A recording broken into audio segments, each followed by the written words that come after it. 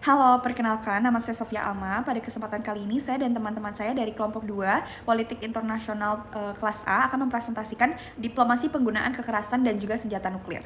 Di sini kami akan membahas kurang lebih 5 bab. Yang pertama ada the four function of force, kemudian the diplomacy of violence, the fungibility of force, our not so peaceful nuclear future, dan yang terakhir a world without nuclear weapons. Langsung lanjut ke the four functions of force. Dalam bab ini, Robert J. Art membahas tentang penggunaan kekuatan politik dan juga 4 fungsi utama dari kekuatan tersebut. Art menjelaskan bahwa tidak semua negara dapat mengimplementasikan keempat fungsi tersebut dengan baik atau seimbang. Semuanya tergantung pada kekuatan militer yang dimilikinya. Pertahanan sendiri, yang pertama adalah penggunaan kekuatan militer untuk mencegah serangan dan juga meminimalkan kerusakan jika diserang. Art menjelaskan bahwa negara dapat melakukan tindakan defensif baik secara damai maupun secara fisik, termasuk serangan pertama dalam bentuk preemptive atau preventive strike. Kemudian kedua ada deterrence. Deterrence sendiri merupakan penggunaan kekuatan militer untuk mencegah musuh melakukan sesuatu yang tidak diinginkan dengan mengancam hukuman yang tidak dapat diterima gitu. Tujuannya ini adalah untuk mencegah terjadinya sesuatu yang tidak diinginkan dengan cara mengancam. Kemudian yang ketiga ada pemaksaan. Pemaksaan adalah penggunaan kekuatan militer atau politik untuk menghentikan atau memulai suatu tindakan yang sudah dilakukan oleh musuh. Nah, hal ini dapat kita lakukan dengan cara merusak atau dengan tekanan ekonomi ataupun politik. Yang terakhir adalah swaggering. Swaggering di sini adalah penggunaan kekuatan militer untuk meningkatkan prestise nasional atau memuaskan ambisi pribadi penguasa. Swaggering ini sering melibatkan tindakan damai dan juga ditujukan untuk menunjukkan kekuatan militer negara tersebut. Kemudian Art juga mencatat bahwa membedakan antara keempat tujuan tersebut lebih mudah daripada menerapkannya dalam praktik. Selain itu dia menyoroti kesulitan dalam menentukan motif di balik tindakan menggunakan kekuatan militer tersebut. Karena motifnya tidak selalu dapat diartikan dari tindakan-tindakan tersebut.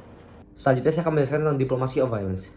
Jadi diplomasi itu six outcomes that do not ideal for either party are better for both than some of the alternative. Jadi diplomasi dilakukan untuk menemukan titik temu yang ideal untuk kedua negara. Memang tidak sesuai dengan tujuan negara tersebut, tapi lebih ideal daripada alternatif lainnya. Diplomasi dapat dilakukan ketika ada kepentingan yang sama atau common interest. Dengan kekuatan militer yang cukup, suatu negara mungkin tidak perlu melakukan diplomasi atau menawar. Beberapa hal yang diinginkan suatu negara tersebut dapat diambil dan beberapa hal yang dimiliki dapat dipertahankan. Ini ketika militer negara tersebut cukup kuat.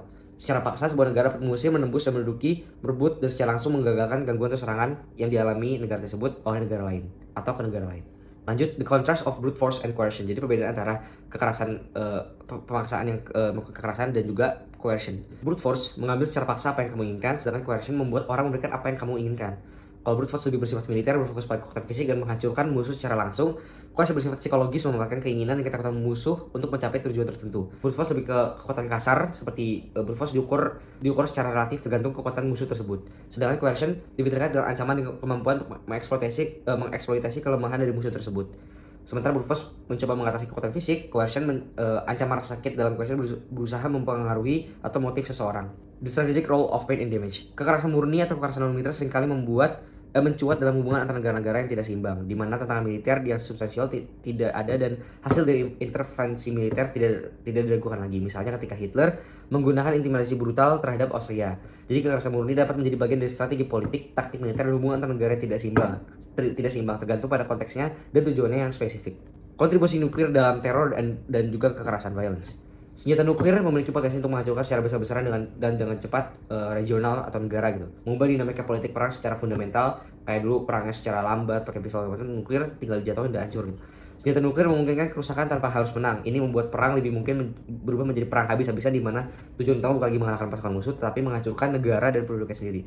Keberadaan senjata nuklir membawa risiko besar ancaman kehancuran mutlak dapat memicu reaksi yang tidak terduga dari negara lain atau negara yang terdampak. Dan keberadaan senjata nuklir meningkatkan potensi konflik yang mematikan secara global. Oleh karena itu, keberadaan nuklir sebagai senjata pemusnah massal dalam dunia internasional merupakan suatu hal yang concerning dan kontribusinya merupakan kontribusi yang besar. Selanjutnya mengenai kegunaan force atau kekuatan militer. Dalam sistem internasional yang anarkis, negara senantiasa butuh waspada terhadap negara lain sesuai prinsip civis pacem para bellum. Jika ingin damai, siaplah untuk berperang. Oleh sebab itu, kekuatan militer dibutuhkan. Kekuatan militer menjadi penentu power dan juga menentukan kedudukan kita, karena membuat kita lebih dihargai dan disegani. Kekuatan militer juga membuat kita lebih berpengaruh, tidak mudah dipengaruhi, membuat kita bisa menawarkan perlindungan atau mengancam, dan juga memberikan rasa aman di tengah rasa tidak aman akibat anarki.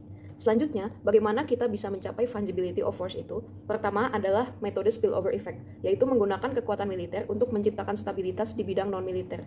Misalnya, Amerika Serikat yang menang militernya dalam Perang Dunia Kedua, lalu menciptakan stabilitas internasional melalui program seperti Bretton Woods System atau Marshall Plan atau NATO.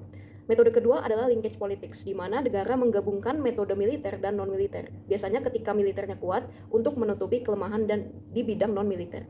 Misalnya Amerika Serikat, karena ekonominya lemah, untuk meningkatkan ekspor dan ketergantungan ekonomi Jepang, ia menjanjikan Jepang akses kepada pasar bebas Amerika Serikat dan memuluskan jalan Jepang menjadi anggota IMF dan Bank Dunia. Dan sebagai gantinya, Jepang harus terikat militernya dalam sebuah aliansi dengan Amerika Serikat dan harus ada pangkalan militer Amerika Serikat di Okinawa. Nah, dilanjut dengan Our Not So Peaceful Nuclear Future. Sokolsky mengkritik berbagai pandangan terkait kebijakan pengurangan senjata nuklir yang secara umum terbagi menjadi dua kelompok. Yang pertama itu ada argumen pro non-proliferasi. Di sini terdapat berbagai argumennya. Yang pertama menentang proliferasi senjata nuklir. Yang kedua berpendapat bahwa upaya pengurangan penggunaan senjata nuklir terlebih oleh negara besar akan secara alami mengarah pada non-proliferasi global dan peningkatan keamanan global. Yang ketiga, value yang dimiliki senjata nuklir dilihat hanya sebatas menjadi alat deterrence, maka kepemilikan dan penyebaran senjata nuklir secara umum hanya akan melemahkan keamanan. Nah, di sini terdapat kritik Sokolsky. Yang pertama, argumen kelompok ini tidak menjelaskan cara untuk negara-negara yang sudah memiliki senjata nuklir mereduksi senjata nuklir menjadi nol. Kedua, pencegahan senjata nuklir tidak bisa sepenuhnya mencegah segala bentuk agresi dan konflik militer, sebagaimana dibuktikan oleh beberapa perang yang melibatkan negara bersenjata nuklir namun tidak menggunakan senjata nuklir. Yang ketiga, muncul argumen yang paradoksial. Jika memang senjata nuklir tidak terlalu bernilai, apa yang menjadi urgensi untuk menghilangkannya? Nah, di sini terdapat argumen pro-proliferasi. Pertama, berargumen bahwa pengembangan senjata nuklir telah membantu menjaga perdamaian. Yang kedua, asumsi dasar proliferasi lebih bermanfaat dan meningkatkan kesuksesan dari nuklir deterrence yang dianggap akan selalu bekerja dengan sempurna. Maka, mereduksi penggunaan senjata nuklir terlebih oleh negara besar seperti AS tidak akan serta-merta memperlambat negara lain mengembangkan senjata nuklir. Nah, di sini terdapat kritik Sokolsky. Sokolsky mempertanyakan keefektifan senjata nuklir sebagai alat deterrence yang dianggap pasti akan selalu berhasil oleh kelompok ini. Sokolsky mempertanyakan apa yang membuat suatu negara yakin bahwa negara memiliki kemampuan nuklir tidak dapat melakukan penyerangan, dan apa yang membuktikan secara saintifik bahwa nuklir deterrence akan selalu berhasil. Sokolsky melihat bahwa pencegahan nuklir adalah isu yang sangat kompleks dan masih penuh tantangan. Upaya non-proliferasi yang kini berkembang masih memiliki berbagai pro dan kontra, menjadikannya penting untuk ditinjau lebih dalam lagi dalam proses pembuatan kebijakannya. Gerakan pelucutan senjata baru dipicu oleh op-ed pieces di The Wall Street Journal tahun 2007 sampai 2008 oleh Kissinger, Perry, Nunn, dan Schultz yang memicu diskusi tentang penghapusan senjata nuklir. Diskusi melibatkan para ahli kebijakan nuklir dan mengeksplorasi kemungkinan menghapus senjata nuklir dari muka bumi. Pertama adalah tujuan serta motivasi dari gerakan pelucutan senjata baru, yaitu guna memperkuat Traktat Non-Proliferation atau Traktat NPT, mengurangi kepemilikan senjata nuklir, serta mengurangi ketegangan antara negara-negara. Kedua adalah pertimbangan tentang kemungkinan perang dalam dunia tanpa senjata nuklir. Meskipun beberapa berargumen bahwa dunia tanpa senjata nuklir akan lebih aman, Schilling menyoroti bahwa perang besar tetap mungkin terjadi, seperti yang terjadi pada masa sebelum senjata nuklir ditemukan. Terakhir adalah implikasi keamanan global mengenai kompleksnya perdebatan seputar apakah dunia tanpa senjata nuklir akan lebih aman atau tidak. Oleh karenanya, di satu sisi banyak yang mendukung pelucutan senjata nuklir untuk mencapai keamanan global yang lebih besar, namun ada kekhawatiran bahwa dunia tanpa senjata nuklir dapat memicu perlombaan senjata konvensional yang lebih agresif.